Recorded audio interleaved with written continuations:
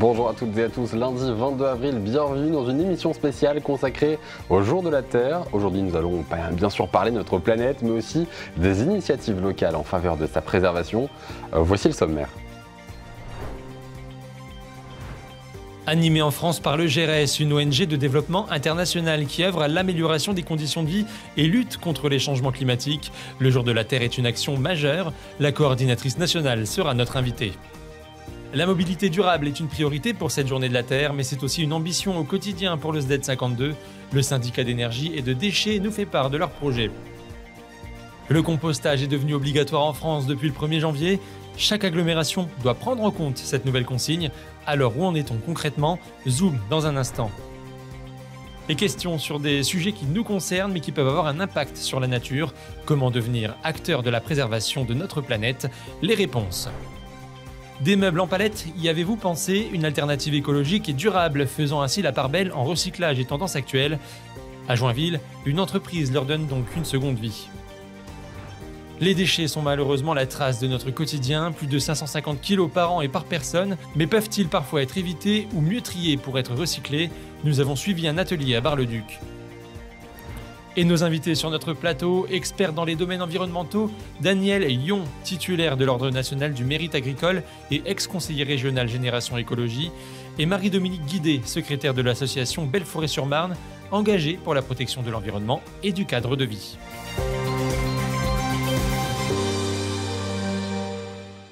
Bonjour Clarisse Mata, vous êtes coordinatrice chargée pour la mobilisation de l'association GRS et coordinatrice du Jour de la Terre en France. Merci d'être avec nous pour cette journée spéciale et édition spéciale Jour de la Terre.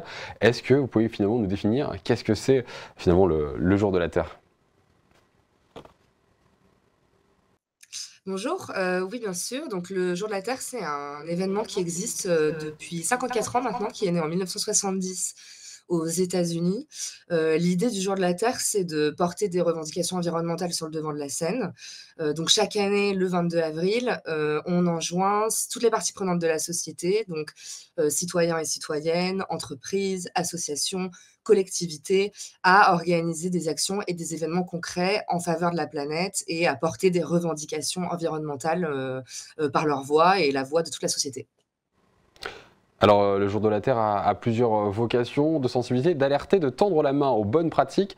Mais vous avez ciblé une priorité pour cette année 2024, celle de la mobilité durable pour limiter finalement les rejets de CO2. Tout à fait. Il faut savoir qu'en France, les transports thermiques, ils représentent le premier poste d'émissions de gaz à effet de serre, 31%, ce qui est assez considérable.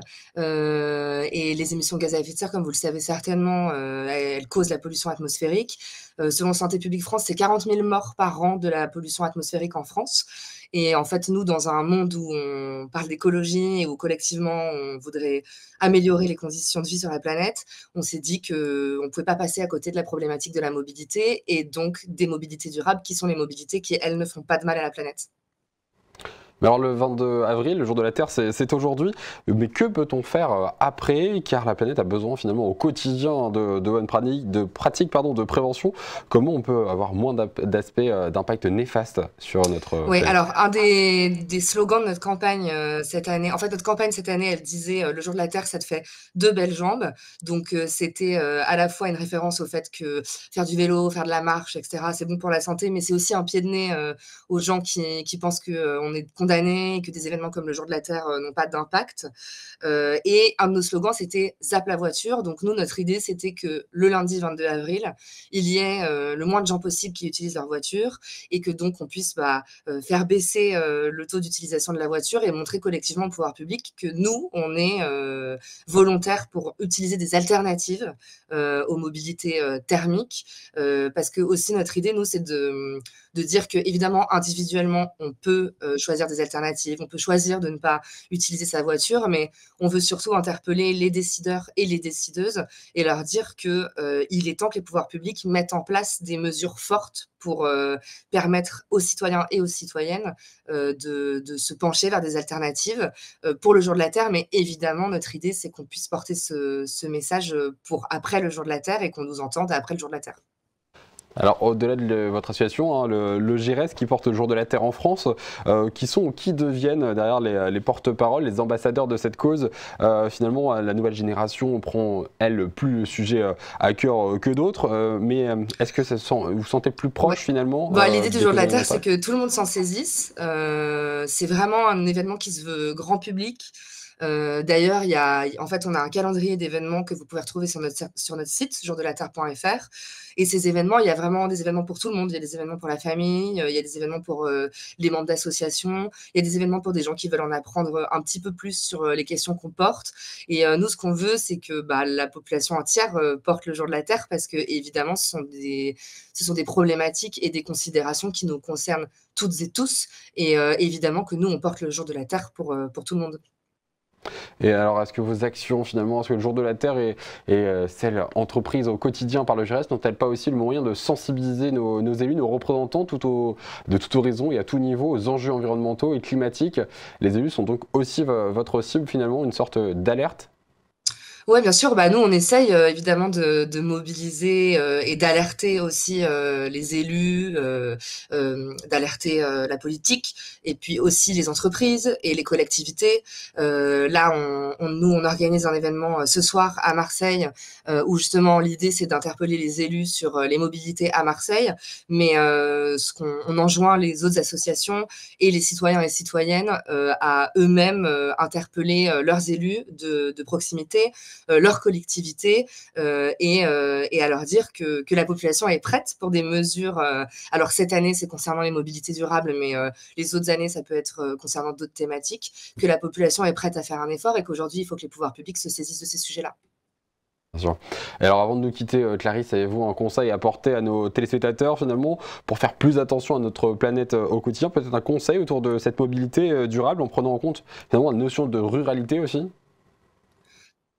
Oui, tout à fait. Bah, nous, ça faisait partie de notre campagne, c'était de dire que parfois alors on est tout à fait conscient qu'il y a des zones dans lesquelles, c'est très compliqué de faire sans voiture alors là, par exemple, on dit: «Bah, peut-être que vous pouvez privilégier l'autopartage et privilégier le covoiturage si ça, c'est possible», et dans des zones où c'est possible de trouver une alternative à la voiture, évidemment que l'abandonner, ça a un impact, et contrairement à ce que beaucoup de gens disent, les comportements individuels ont un impact, et aujourd'hui, peut-être que d'arrêter de prendre sa voiture pour aller au travail et de prendre le bus ou de prendre le vélo ou de marcher si c'est possible, et ben, ça peut avoir un impact individuel et par conséquent, un impact pour tout le monde. Merci beaucoup, Clarisse, d'avoir été avec nous, coordinatrice du Jour de la Terre en France pour le GIRES. La mobilité durable est une des priorités de ce Jour de la Terre, une priorité aussi pour le Z52, le service d'énergie départemental et de déchets du département de la Haute-Marne, dont son 8e vice-président est avec nous en visio. Bonjour. Bonjour, Pierre-Étienne, je suis vice-président du SDET 52 en charge de la prévention des déchets et la mobilité électrique. Alors la mobilité, une de vos priorités, la mobilité durable pour ce Jour de la Terre. Quelles sont les actions mises en place par le SDED pour la mobilité durable dans le département? Alors le SDET 52 a déployé depuis quelques années un ensemble de 46 bornes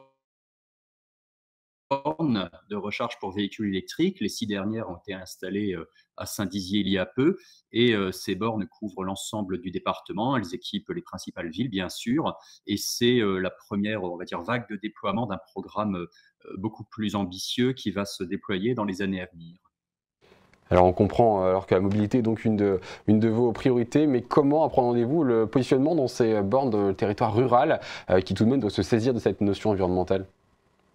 Alors, nous avons travaillé tout au long de l'année 2023 sur ce qu'on appelle un schéma directeur des infrastructures de recharge pour véhicules électriques qui doit déterminer les quantités de bornes de recharge installées sur l'ensemble du département à horizon 2030. Alors, le schéma directeur a identifié cela par rapport à l'évolution attendue du parc de véhicules électriques dans le département, avec des statistiques adaptées au territoire. Et donc, le schéma directeur a déterminé qu'à horizon 2030, sur l'ensemble du département, il y aura près de 1000 points de charge à installer. Et donc le SDED, lui, en prendra simplement une part, puisqu'il faut aussi laisser les opérateurs privés se déployer. Nous, le SDED, nous avons déterminé qu'il y aura environ 150 bornes supplémentaires, c'est-à-dire 300 points de charge, puisqu'on compte 2 points de charge par borne. Le SDED installeront donc environ 150 bornes supplémentaires dans les prochaines années. Et alors votre syndicat agit sur deux domaines choisis spécifiquement pour aller vers les mutations environnementales. À travers le réseau de déchetterie que vous gérez, la notion de réemploi fait donc maintenant partie de votre quotidien. Effectivement, le SDED agit sur 2 grands domaines de compétences, l'énergie dont fait partie la mobilité électrique dont j'ai parlé et les déchets. Et le SDED a lancé depuis 1 an une grande action en faveur du réemploi. C'est-à-dire que depuis 1 an, dans 3 déchetteries du département, il y a ce qu'on appelle des bornes dédiées au réemploi où les particuliers peuvent apporter des objets qui peuvent encore servir. Ces objets sont réunis au sein d'un site de massification qui est à Chaumont et nous avons 12 structures partenaires, des structures associatives ou des entreprises de l'économie sociale et solidaire qui, elles, viennent récupérer ces objets. Il y a plusieurs types d'objets, ça peut être du mobilier, de la vaisselle, des jeux, du petit électronique et les différentes structures se sont positionnées pour récupérer des objets de telle ou telle filière et elles les remettre dans un circuit d'usage après les avoir remis en état ou réparés. Et depuis 1 an, nous avons réussi ainsi à détourner de ce qui est apporté en déchetterie une centaine de tonnes sur ces 3 sites. Mais alors cette action, elle vise concrètement finalement à faire réduire le volume. Cette action, elle vient en fait d'une obligation de par la loi de réduire globalement nos volumes de déchets. Et nous avons déterminé au sein du SDED un plan qui s'appelle le programme local de prévention des déchets ménagers assimilés, qui a identifié tout un ensemble de petites actions, ou plus ou moins grandes, petites et grandes actions qui visent ainsi à diminuer le volume global de déchets qui est produit. Et donc, c'est à partir de là que vous avez identifié la possibilité du réemploi pour réduire ces apports en déchetterie. Merci Pierre-Etienne d'avoir été notre invité pour notre émission spéciale Jour de la Terre. Vous étiez en visio depuis Chaumont. C'est une très belle initiative et j'espère que ça aura beaucoup d'écho. Merci en tout cas d'aider avec cette journée à faire connaître les actions que l'on mène. Et donc, si ça peut faire en sorte que de plus en plus de monde connaisse ce que nous mettons en place sur le réemploi, sur la mobilité électrique, sur le tri des déchets, tant mieux. Donc, merci pour ce que vous mettez en place. Merci à vous. Alors pour continuer dans cette édition spéciale Journée de la Terre, le service prévention et gestion des déchets de la communauté d'agglomération Meuse-Grand Sud a organisé une animation sur la réduction des déchets le 11 avril dernier. Plusieurs animations étaient proposées pour le gaspillage alimentaire, le compostage, mais aussi l'ouverture et l'analyse de sacs noirs collectés par les services, habituellement dédiés aux ordures ménagères. Mais est-ce réellement bien le cas? Regardez. 7 kilos, c'est le nombre de produits encore emballés qu'en moyenne un Français jette par an sur un total de 30 kg de déchets alimentaires. Pour pallier ce problème, la Maison du Tri de Bar-le-Duc a décidé de proposer des animations pour sensibiliser la population à la thématique de la réduction des déchets. Pendant toute une matinée, un bureau d'études a procédé à l'ouverture et à l'analyse en direct de sacs d'ordures ménagères récoltés dans 3 zones de l'agglomération. Ce sont des sacs d'ordures ménagères, donc il reste encore pas mal de biodéchets, des déchets qui ne devraient pas être dans cette poubelle, des déchets recyclables également. L'idée c'est de séparer toutes ces fractions pour donner une image à la collectivité de ce qui pourrait être encore sorti de la poubelle d'ordures ménagères. Des présentations sur le compostage, le tri ou encore le gaspillage alimentaire ont été réalisées pour initier les usagers à de nouvelles pratiques. Il y a énormément de solutions, donc, notamment sur le gaspillage alimentaire. On peut faire des recettes anti-gaspi, par exemple. Si on a des restes dans son frigo, mais on n'a pas suffisamment pour nourrir toute la famille pour un repas, on peut assembler ces restes et puis faire vraiment une belle recette. Régulièrement, des animations et des caractérisations, comme l'analyse des déchets, sont faites pour voir l'évolution des comportements des citoyens face au tri. Bonjour Daniel Lyon, merci d'être avec nous. Vous êtes très impliqué dans la préservation de l'environnement et vous avez été récompensé pour votre carrière professionnelle tournée vers l'environnement et la ruralité, récompensé également par un titre, celui de l'Ordre national du mérite agricole, tout de même. Oui, c'est des choses qu'on ne demande pas, mais c'est vrai que ça fait plaisir. Enfin, je suis effectivement officier dans l'Ordre national du mérite et depuis assez peu de temps chevalier dans le mérite agricole.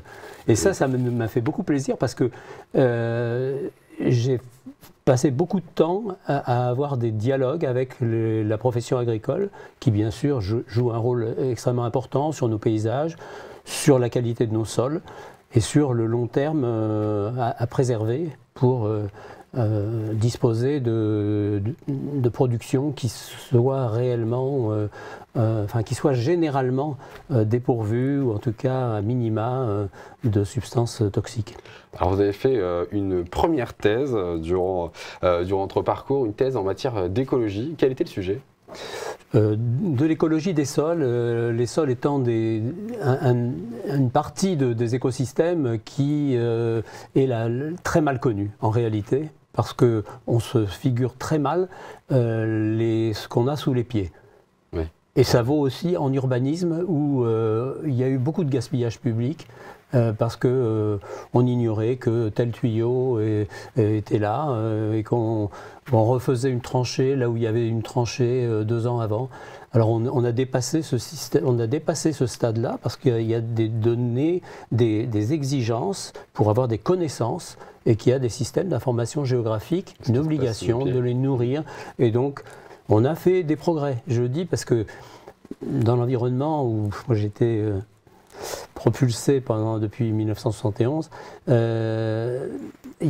est quelquefois pessimiste, mais on a fait un certain nombre de progrès dans certains domaines. Alors vous avez participé durant votre carrière, alors vous avez été maire de Frilincourt dans la Marne, mais vous avez participé lors de votre carrière à la conception du ministère de l'écologie. Racontez-nous. Le Muséum national d'histoire naturelle, où j'étais ingénieur pour le muséum, a eu à aider la naissance du ministère de l'Environnement, puisque tout le domaine de ce qu'on appelle aujourd'hui la biodiversité, qu'on appelait la protection de la nature, était pour une petite partie présente dans le ministère de l'Agriculture, sur les parcs nationaux qui existaient déjà, mais il y avait vraiment la nécessité qui était perçue collectivement, en tout cas au niveau de l'État, d'avoir une vision complète. Alors aujourd'hui, on est un peu pas noyé, mais vous savez très bien que l'environnement, ça recouvre des thèmes extrêmement différents. Bien sûr. Hein, vous venez de parler de la mobilité, bon, ça recouvre l'énergie, enfin je ne vais pas en refaire la citation, mais ma spécialité a été la biodiversité et c'est déjà en soi quelque chose d'extrêmement complexe. Vous parlez à l'instant de l'agriculture, justement de l'écologie, de l'environnement. Finalement, c'était quoi ce lien entre les deux? C'est le sol, justement? C'est ça? C'est la biodiversité? C'est le sol et c'est l'eau. J'ai été vice-président de l'agence de l'eau Seine-Normandie. Oui, effectivement.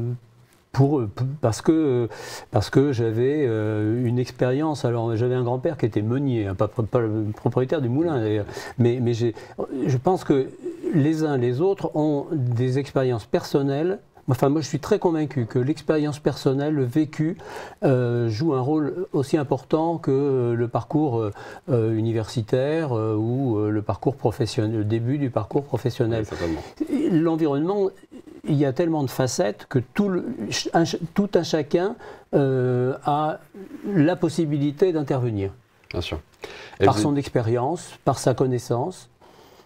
Et par d'autres actions, justement. Vous êtes membre de l'association Marne Nature Environnement. Quelles sont les actions que vous menez aujourd'hui avec cette association? Alors, c'est une association qui est dans la fédération régionale qui s'appelle Champagne-Ardenne Nature Environnement depuis 1976.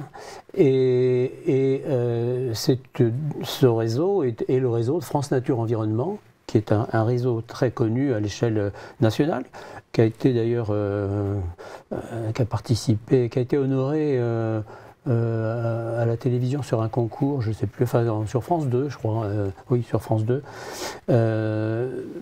qui a une reconnaissance des ministères. Le Marne Nature Environnement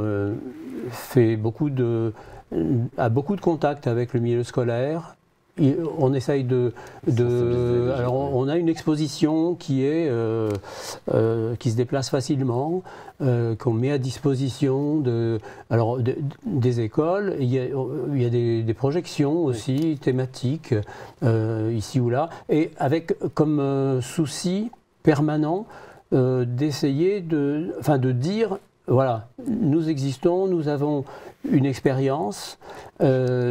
Appuyez-vous sur nous. On est à votre, mais nous on s'appuie sur ce qui existe y compris dans des petites communes. Il y a souvent un noyau, alors qui a un statut associatif ou pas d'ailleurs, mais il y a des gens efficaces, enfin des gens qui veulent faire des choses partout. Donc l'avantage de ce réseau de France Nature Environnement, c'est qu'il a mis en commun des connaissances, des outils pédagogiques, et des méthodes, des procédés, des méthodes de participation. Et concrètement, vous justement, si on s'appuie sur vous, sur votre connaissance, quel est votre regard que vous portez aujourd'hui sur l'environnement, sur les démarches en cours finalement, peut-être en tant que scientifique ou en tant que citoyen?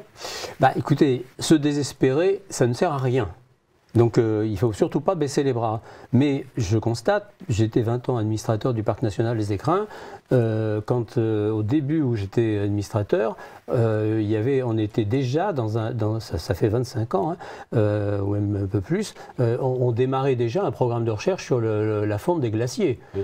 Et donc nos prévisions, les prévisions par la communauté scientifique et bien exprimées par le GIEC, sont anciennes.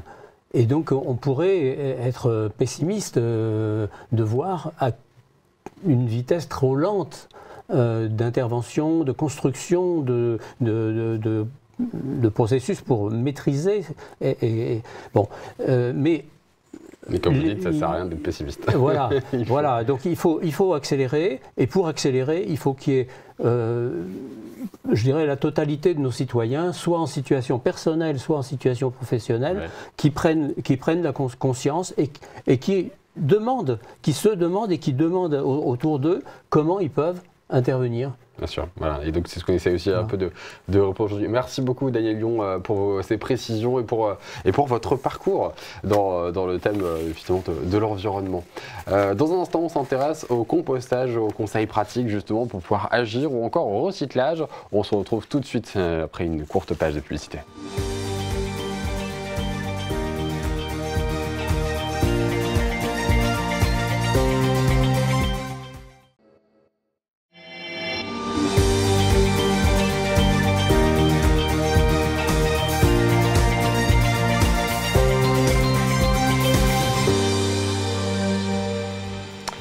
Ce 22 avril, c'est donc le jour de la Terre, le moment choisi pour mettre en lumière notre environnement et préserver notre planète.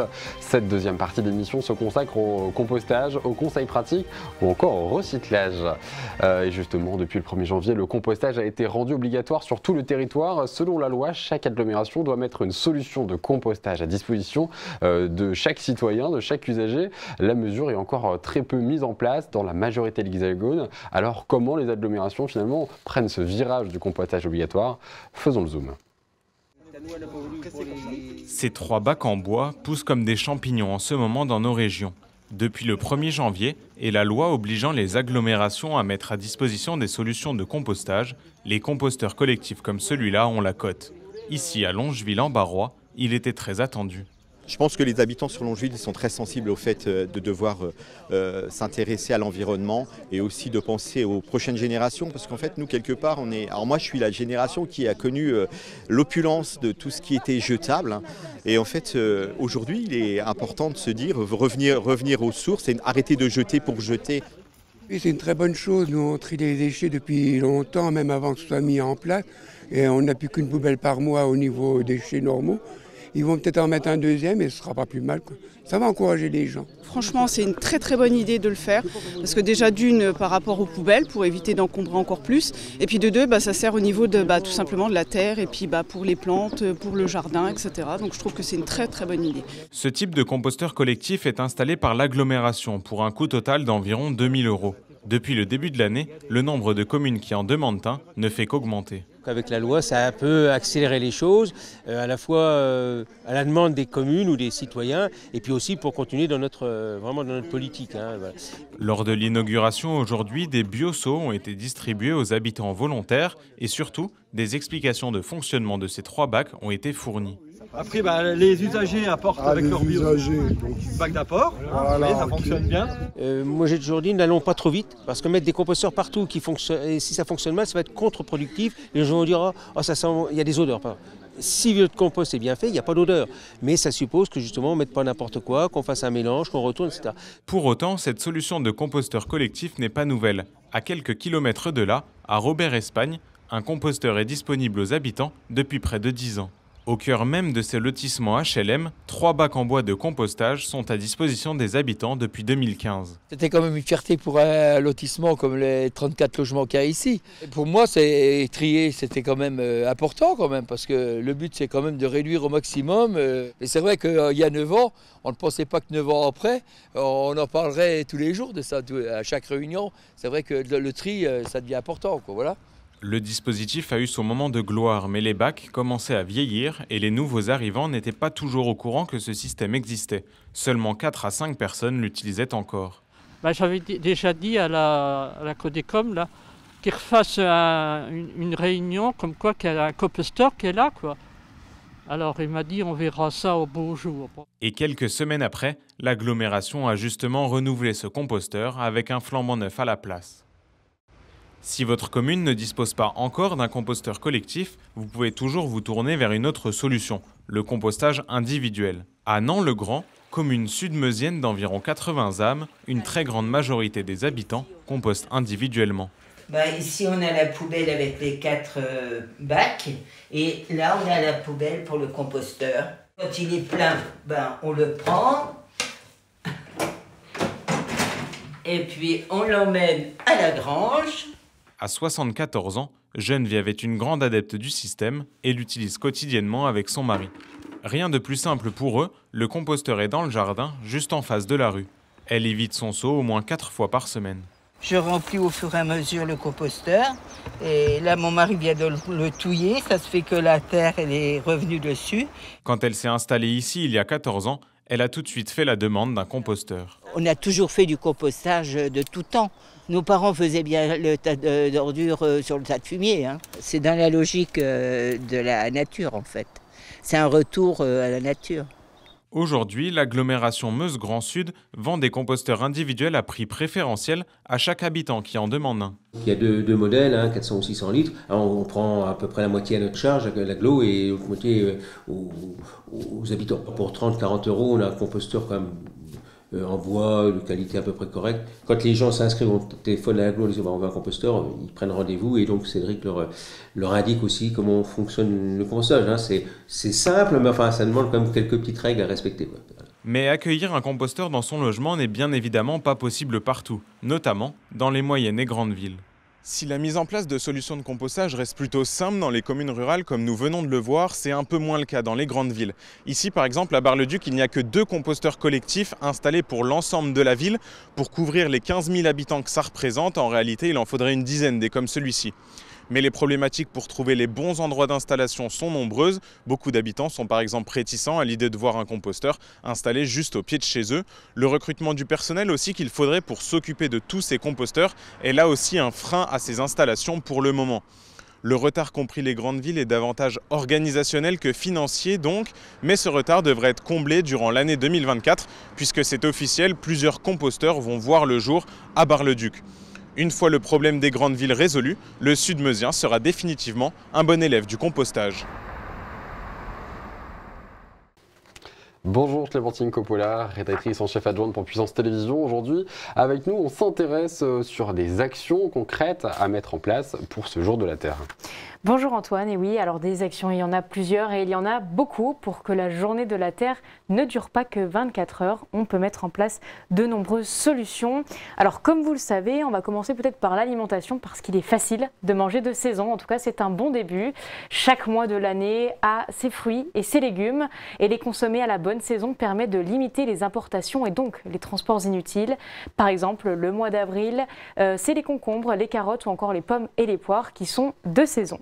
Vous pouvez aussi faire attention à ce que vous mangez, à la quantité que vous achetez, les viandes telles que le bœuf, l'agneau ou encore le poisson d'élevage a une empreinte carbone beaucoup plus importante que d'autres protéines telles que les haricots, les noix ou encore les œufs.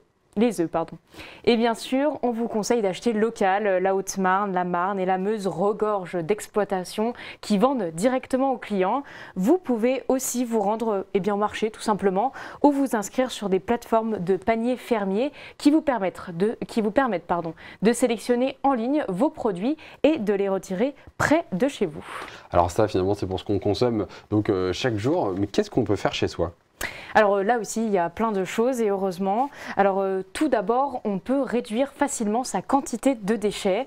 En tout cas, c'est un bon moyen de commencer pour faire attention. Parce qu'en Haute-Marne, par exemple, chaque année, on produit environ 536 kg de déchets par habitant, comme vous le voyez sur cette carte. Un chiffre qui est sensiblement le même en Marne et en Haute-Marne, ainsi qu'en Meuse, comme vous le voyez, je vous le disais à l'écran. Et c'est un bon moyen de commencer. En tout cas, c'est une façon de faire un petit audit personnel, de se dire, alors qu'est-ce que je produis comme déchets chaque semaine?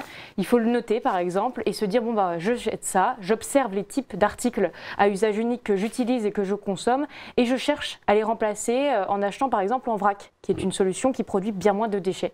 Et puis il y a bien sûr d'autres petites astuces à mettre en place au quotidien, comme prendre des douches plus courtes, débrancher ses appareils électriques ou encore privilégier des produits réutilisables comme les gourdes ou les cotons démaquillants.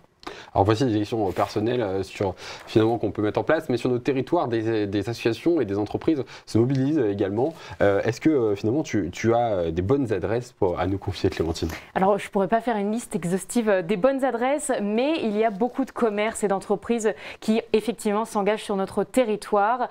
Alors pour choisir de consommer un peu plus écologiquement, je vous ai fait une petite liste des labels qui vous permettent de vous aiguiller un peu mieux. Alors on note tout d'abord les commerces zéro déchet qui s'engagent pour leurs clients à respecter 12 règles que vous voyez apparaître ici.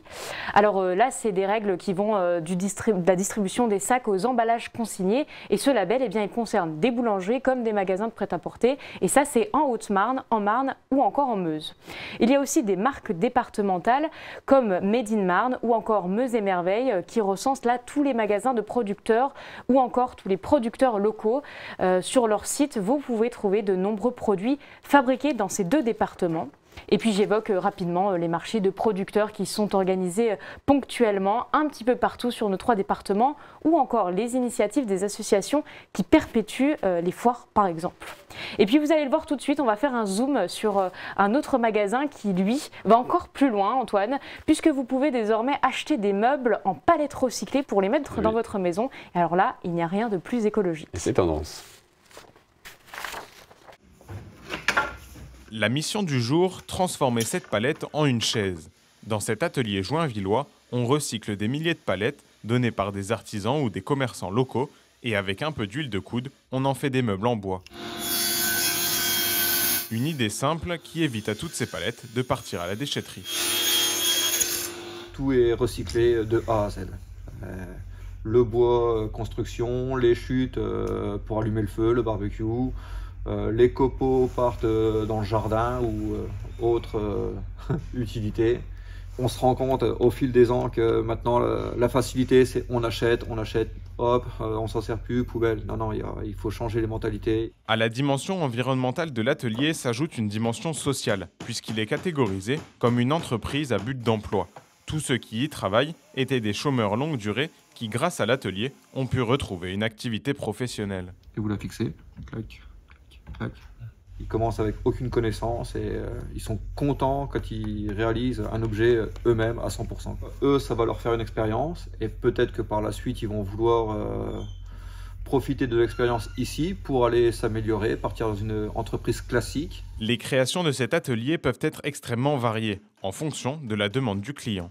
Là, on a une commande de 3 éléments, un abri de jardin, un pot de fleurs et là, une table pour incorporer une plancha. Tout est dans l'imagination. Ça va de la simple déco jusqu'à des meubles utiles du quotidien. C'est divers et varié, quoi. Et voilà, c'est fini.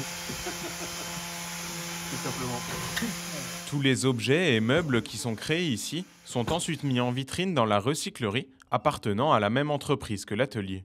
Tout l'ensemble, c'est à la demande des clients. Il n'y a aucune idée qui est émergée de nous-mêmes. On a préféré laisser les clients nous demander ce qu'ils avaient besoin et si c'était réalisable ou pas. Ça va du compost, du composteur, des nichoirs, des bacs, des jardinières, des bancs, transat, table basse. C'est vraiment tout l'ensemble de ce qu'on est capable de livrer, quoi. Sous forme de transat ou de composteur, ces anciennes palettes peuvent maintenant avoir une deuxième vie, sûrement plus plaisante qu'à la déchetterie. Bonjour Marie-Dominique Guidet. Bonjour. Vous êtes la secrétaire de l'association Belforêt-sur-Marne, basée à Saint-Dizier. Finalement, première question, pourquoi Belforêt-sur-Marne comme nom pour cette association? Est-ce que c'est un rapport à l'histoire? Ça a bien sûr un rapport à l'histoire, puisque Belforêt-sur-Marne était le nom de la ville de Saint-Dizier sous la Révolution.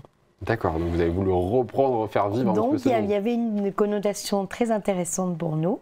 Un petit clin Et d'œil. puis nous avons modifié en mettant Belle et Forêt au pluriel, par connotation avec toutes les forêts qui entourent la ville et auxquelles on tient beaucoup. Alors quelles sont les actions que Belforêt-sur-Marne met en place au quotidien? Alors au quotidien, d'une façon pérenne, nous avons un suivi environnemental qui est fait autour de la BAMAS à Saint-Dizier. Nous avons du suivi de pollution industrielle sur des entreprises de la ville avec lesquelles nous échangeons. Et avec donc Yanmar concernant le bruit, nous échangeons avec la direction de cet établissement, avec l'Adréal, avec la commune, avec la municipalité, bien sûr, le service environnemental, les fonderies de Saint-Dizier aussi, par les retombées de poussière, etc. Nous faisons de la collecte de déchets tout au long de l'année, donc des déchets qui sont revalorisables. C'est dans la ligne de ce que nous venons de voir déjà.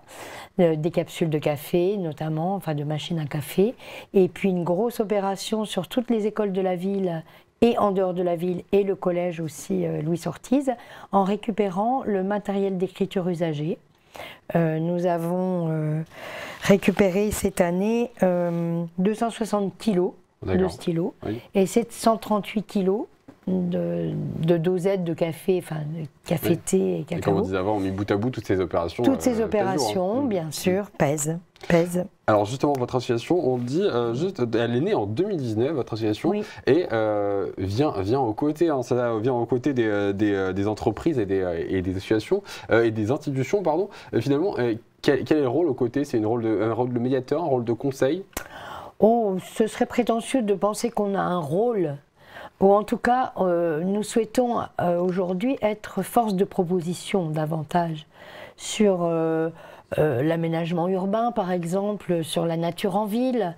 Ça, c'est des choses qui nous tiennent à cœur et sur lesquelles chaque citoyen aussi peut donner son avis, agir, venir nous voir pour donner des idées, ou c'est attendu. Hein? Vous avez cité beaucoup de points sur lesquels votre association intervient en nature, en environnement. J'en ai oublié beaucoup. Mais il y en a un que vous n'avez pas cité, c'est justement celui en lien avec les espèces protégées. Bien sûr. Alors, il y a beaucoup d'actions, mais le temps est compté là, pour pouvoir tout dire. Mais nous suivons avec Nature Haute-Marne et la Ligue de protection des oiseaux, la LPO, et un scientifique aussi, une espèce protégée en bois de chamouillé et forêt du Val qui s'appelle le sonneur à ventre jaune. Qui est un petit batracien minuscule, mais qui est une espèce dite parapluie et qui est un indicateur, enfin, c'est une espèce protégée parce qu'en voie de disparition, si on ne la protège pas, et qui est un indicateur de la qualité de la biodiversité autour de nous. D'accord. Voilà. C'est-à-dire, du coup, c'est pour ça qu'on l'appelle espèce parapluie? Oui, c'est ça. C'est ça. C'est un petit peu... mais il nous sert d'indicateur, en tout cas. Donc, pour ce faire, on va améliorer son habitat, l'entretenir, s'assurer qu'il a les conditions de vie, en creusant des ornières, en les maintenant, en se déplaçant pour les voir, les compter. Voilà. Votre association, elle a aussi un double engagement. Je crois qu'elle s'engage et récolte parfois des fonds, mais qui sont réinvestis dans d'autres actions. Alors, les fonds que nous récupérons notamment par la vente des déchets, que je vous ai cités, oui. Les déchets valorisables, nous servent à payer des analyses au niveau de la CRERAD, qui est un laboratoire indépendant de mesure de la radioactivité.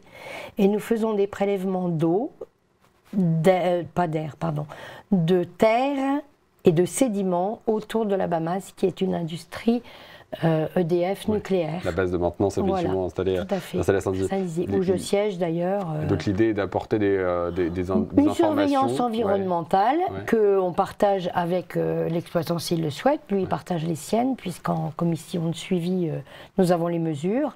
Mais ça nous permet de confronter nos données et d'être sûr que nous protégeons, puisque c'est un de nos objets dans l'association, c'est protéger la santé, le cadre de vie des habitants du territoire. En effet. Merci beaucoup Madame Guidé, Marie-Dominique Guidé, d'avoir été avec nous. Je rappelle, vous êtes secrétaire de l'association Belforêt-sur-Marne. Oui. On peut suivre vos actions, je crois, sur votre site internet. Oui, tout à fait. Nous avons un site internet. Une prochaine action bientôt, peut-être que sur les gens peuvent. La prochaine action qui sera peut-être visible, il y aura sans doute des salons. Les agendas ne sont pas encore arrêtés. Et il y aura la semaine du développement durable qui se passera à Saint-Dizier. Avec d'autres associations, je crois que vous êtes nombreux à vous mobiliser autour de la cause. Puis c'est une organisation de la municipalité qui nous invite à participer à cette manifestation. Et donc vous y répondez. Voilà. Merci beaucoup d'avoir été avec nous. Merci à tous de votre participation à cette émission spéciale dédiée au Jour de la Terre, une émission préparée avec toute la rédaction, avec les soutiens du service communication et de production. N'oubliez pas les actions pour la planète. C'est aujourd'hui, mais c'est aussi tous les jours. Chacun a son rôle à jouer. Bonne soirée sur Puissance Télévision.